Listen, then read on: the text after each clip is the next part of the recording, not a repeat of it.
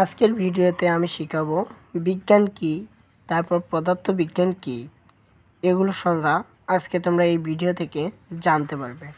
চলুন তাহলে আজকে শিখে নেই বিজ্ঞান কি অথবা বিজ্ঞান কাকে বলে।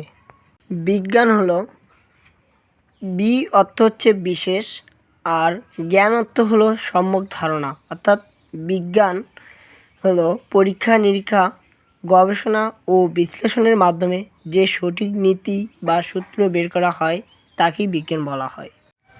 বিজ্ঞানের ধারণা: বিজ্ঞানের প্রথম কাজ হলো তথ্য সংগ্রহ করা, এরপর দ্বিতীয় কাজ হলো তথ্য বিশ্লেষণ করা, আর তৃতীয় কাজ হলো এই তথ্য বিশ্লেষণের মাধ্যমে পূর্ণাঙ্গ সিদ্ধান্তে পৌঁছানো। এটাই হচ্ছে বিজ্ঞানের কাজ। এখন শিখব পদার্থবিজ্ঞান কি।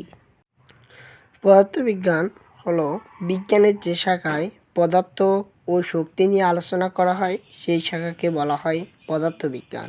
আর পদার্থবিজ্ঞানের মূল লক্ষ্য হচ্ছে পর্যবেক্ষণ, পরিবীক্ষণ ও বিশ্লেষণের আলোকে বস্তু ও শক্তির রূপান্তর ও সম্পর্ক উদ্ঘাটন এবং পরিমাণগতভাবে তা প্রকাশ করা।